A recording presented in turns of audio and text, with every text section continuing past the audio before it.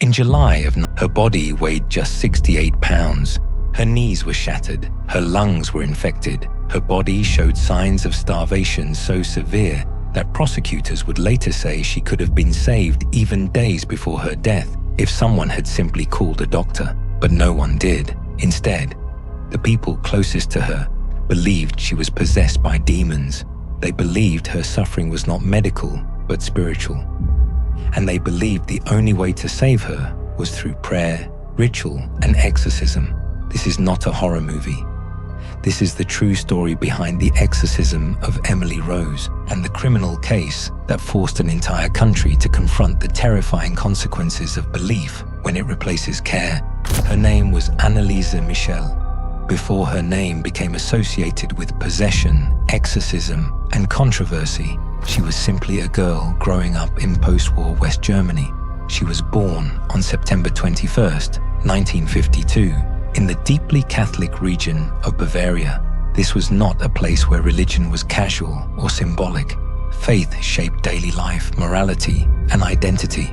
Sin was not an abstract idea. It was a force that demanded punishment. Suffering was not something to be avoided. It was something that could purify the soul.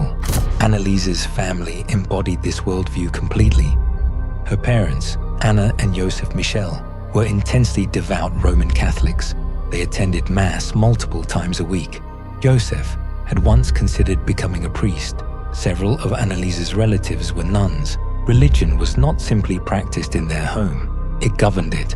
Every aspect of life was filtered through ideas of guilt, penance, and spiritual warfare. There was also an unspoken wound in the family's history.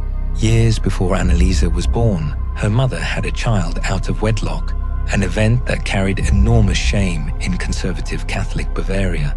Anna was publicly humiliated and forced to wear a black veil on her wedding day as a symbol of sin. That child later died during surgery.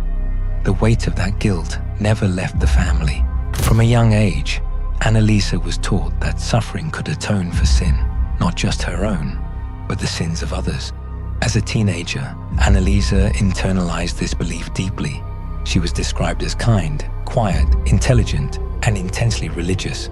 She prayed constantly. She performed acts of penance on her own, sleeping on cold stone floors and denying herself comfort. She believed pain had purpose. She believed endurance was virtue. These ideas would later shape how she interpreted the terrifying changes happening inside her mind. In 1968, when Anneliese was 16 years old, she collapsed at school. Witnesses said she stared blankly, unresponsive, as if she were trapped inside her own body.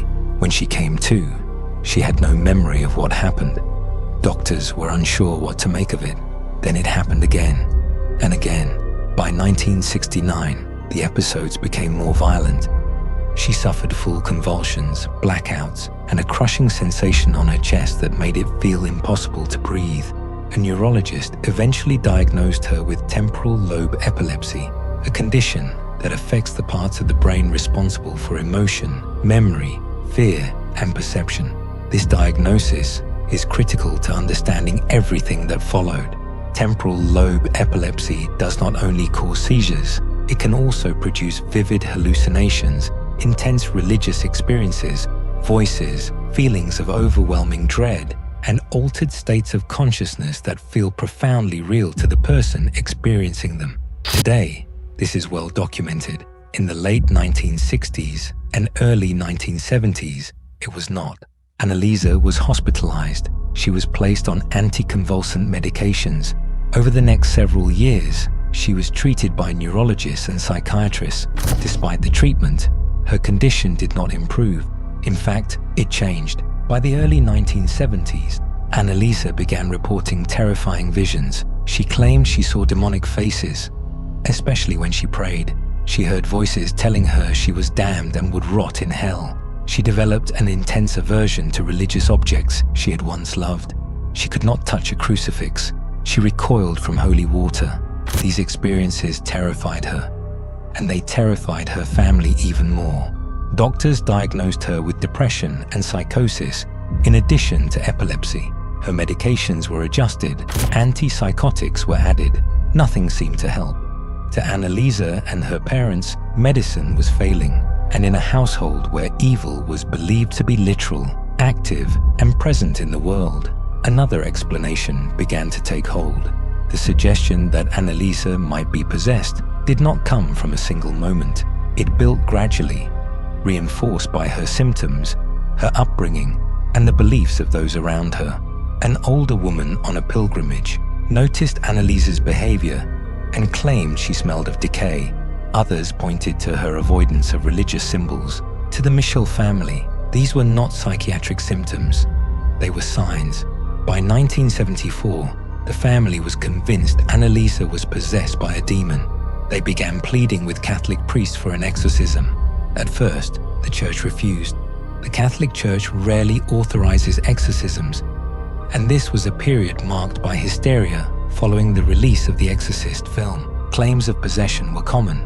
The church insisted Anneliese continue medical treatment, but her condition continued to deteriorate. She screamed uncontrollably. She injured herself. She ate insects. She barked like an animal for days at a time. She destroyed religious objects. To the Michel family, this was no longer illness. This was spiritual warfare. Eventually, a priest named Father Ernst Alt became convinced that Anneliese was possessed. He petitioned the Bishop of Würzburg for permission to perform an exorcism. At first, the bishop refused, but Father Alt persisted. Reports of Anneliese's condition became more alarming. In September 1975, the bishop granted permission for an exorcism. Quietly, privately, and without publicity.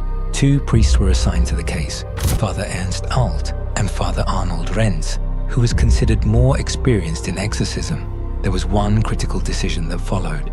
At Anneliese's request, her parents stopped all medical treatment. Doctors were no longer consulted. Medication was discontinued. From that point forward, her fate rested entirely in the hands of the priests. Over the next 10 months, Anneliese underwent 67 exorcism sessions. Some lasted 4 hours. They were conducted once or twice a week in her parents' home. The priests followed a 17th century ritual, reciting prayers, commanding demons to reveal themselves and depart, and repeatedly invoking the authority of God.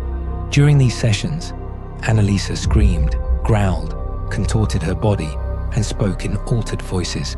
The priest claimed multiple demons identified themselves, including Lucifer, Judas, Cain, Nero, and Adolf Hitler. They believed they were witnessing a literal battle for her soul. Her body, however, was failing. Anneliese performed hundreds of genuflections, forcefully dropping to her knees in prayer, until the bones in her knees shattered and the tendons tore. Her body was covered in bruises. She became increasingly weak. She began refusing food and water. This was interpreted not as a medical emergency, but as part of the spiritual struggle. Fasting, some believed, would help expel the demons. She was suffering from pneumonia, dehydration, and a high fever. Her body was shutting down. Doctors later testified that even at this stage, her life could have been saved with medical intervention. No one called for help. On June 30th, 1976, Anneliese endured one final exorcism. It lasted 4 hours. Her last known words were spoken softly. "Beg for absolution." To her mother, she said, "Mother, I'm afraid." The next morning, she was found dead in her bed. She was 23 years old. The autopsy was clear. Cause of death: malnutrition and dehydration. This was not sudden. This was prolonged neglect. Authorities charged Anneliese's parents and both priests with negligent homicide. The trial began in 1978 and became a national spectacle. The defense argued religious freedom, claiming Anneliese had refused medical care and chosen spiritual treatment. The prosecution argued that she was mentally ill and dying in plain sight, and that her caretakers had a legal duty to intervene. The court ruled decisively. Anneliese Michel was not possessed. She was mentally ill. Her death was preventable. All 4 defendants were found guilty of negligent homicide and given suspended sentences. The verdict did not end the debate. To this day, some believe Anneliese was a martyr who sacrificed herself to atone for the sins of others. Her grave has become a pilgrimage site. Others see her as a tragic victim of untreated illness and belief taken too far. Her story inspired the Exorcism of Emily Rose, a film that softened facts and left the ending ambiguous. Reality was not ambiguous. Anneliese Michel was not killed by demons. She was failed by certain standards, by belief that left no room for doubt, by people who believed they were saving her soul while her body wasted away. The real horror of this story is not supernatural. It is human. It is what happens when fear overrides care, when belief replaces responsibility, and when suffering is mistaken for meaning. So what do you think happened to Anneliese Michel? Was she the victim of a devastating illness, misunderstood by medicine at the time? Or was belief itself the force that destroyed her? Let me know your thoughts in the comments. And if you're drawn to real stories where history, faith, and tragedy collide, consider subscribing. More stories like this are coming. And as always, thanks for watching.